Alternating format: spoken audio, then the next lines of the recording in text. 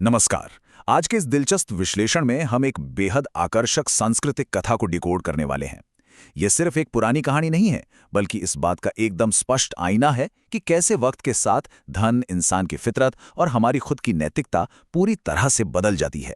सोचकर देखिए, क्या समय सच में हमारे उसूलों को अंदर तक हिला सकता है?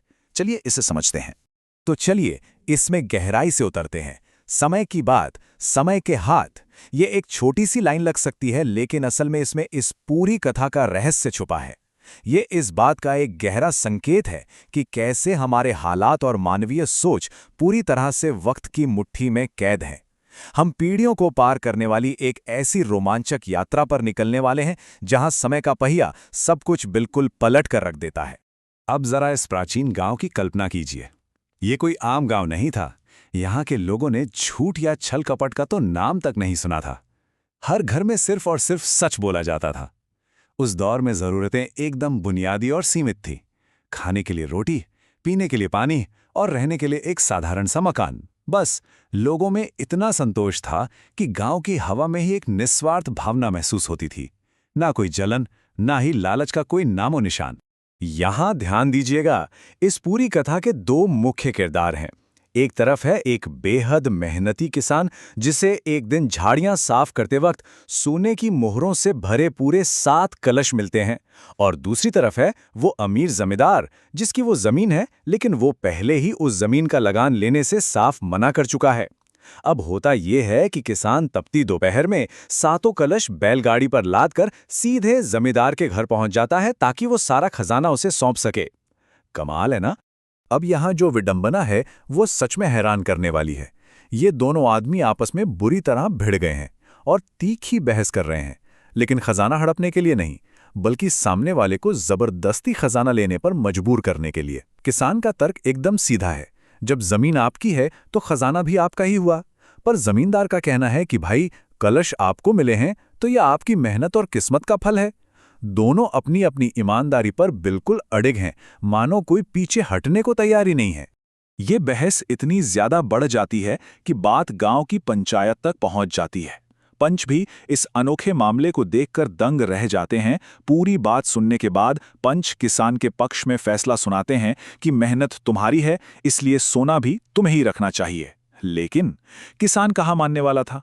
इस पर पंचायत तंग आकर उस पर व्यंग्य करती है कि अगर वो इतना ही बड़ा सत्यवादी है तो उसे किसी दूसरे की जमीन पर बहने वाली हवा में सांस लेना भी छोड़ देना चाहिए। अब यहाँ सबसे दिलचस्प बात यह है कि ये पूरा विवाद चलते चलते सीधे राजा के दरबार तक पहुंच जाता है। राजा पूरी तरह निष्पक्ष होकर एक बड़ा हैरानकुन फैसला सुनाता है। वो कहता है कि जब गांव के पंचों ने पहले ही किसान के हक में फैसला दे दिया है और खजाना उसने अपनी ही मेहनत से निकाला है, तो एक राजा होने के नाते उसे वो संपत्ति छीनने का कोई अधिकार नहीं है। वो किसान से कहता है कि खुशी खुशी इन कलशों को अपने घर ले जाओ। लेकिन इसके बाद जो होता है वो आपको सोचने पर मजबूर कर देगा। राजा के इस फैसले से खुश होने के बजाय किसान उल्टा निराश हो जाता है। अब इन चरणों पर ध्यान दीजिए। सबसे पहले वो राजा की दी हुई संपत्ति को साफ ठुकरा देता है। फिर वो सीधा उसी खेत में वापस लौटता है जहां से उसने खुदाई की थी। और आखिर में पूरे गांव की मौजूदगी में उन 7 सोने के कलशों को वापस उसी गहरी मिट्टी में गाड़ देता है। वह किसी भी कीमत पर दूसरे का हक लेने को तैयार ही नहीं था। यह अपने उसूलों के प्रति एक अजीब सी जिद थी। अब यहां से वक्त अपनी रफ्तार से आगे बढ़ता है। मौसम और ऋतुओं के खामोश चक्कर की तरह ही वो पुरानी पीढ़ी धीरे धीरे विदा हो जाती है। समय की हवा चुपचाप बहती रहती है। उस आदर्श गांव में एक नई पीढ़ी का आगमन होता है। एक नया खून, एकदम नए विचार और एक नया राजा। पुरानी पीढ़ी के वो मूल्य, वो निस्वार्थ भावना वक्त की धूल में कहीं बहुत पीछे छूट जाते हैं। चलिए आगे बढ़ते हैं और देखते हैं कि ये सब कैसे आकार लेता है। समय की इस हवा ने पूरे समाज का नक्शा ही बदल कर रख दिया। जहां पहले युग में एकदम आदर्श, ईमानदारी और निस्वार्थता थी, वहीं दूसरे युग तक आते आते पुरानी पीढ़ी के साथ वो आदर्श भी चले गए। और फिर होता है तीसरे युग का आगमन, आधुनिक लालच का उदय। ये बदलाव समाज को एक नए और बेहद कड़वे टकराव की तरफ ले जाता है। और इसी पॉइंट से शुरू होता है नए जमाने का विवाद। पुराने जमींदार का नौजवान बेटा अब किसान के बेटे के पास आता है। उसका दावा है कि भले ही उसके पूर्वज ना समझ रहे हों, पर वो नहीं है, इसलिए जमीन में गड़ा वो खजाना अब उसे ही चाहिए। लेकिन कहानी में यहां एक बड़ा झटका लगता है। किसान का बेटा बड़े आराम से बताता है कि वो 7 दिन पहले ही जमीन खोदकर 7 कलश चुपके से अपने घर ला चुका है। यहां बाजी पूरी तरह से पलट चुकी थी। नए किसान का यह बयान अपने आप में सब कुछ कह देता है। मैं क्यों पूछूं? मेरा पसीना, मेरा सोना। दूसरे के माल की आस करने से काम नहीं चलता। सोचिए, यह अपने उस निस्वार्थ पूर्वज के कितना उलट है। इसके शब्दों में लालच और कठोरता साफ झलकती है।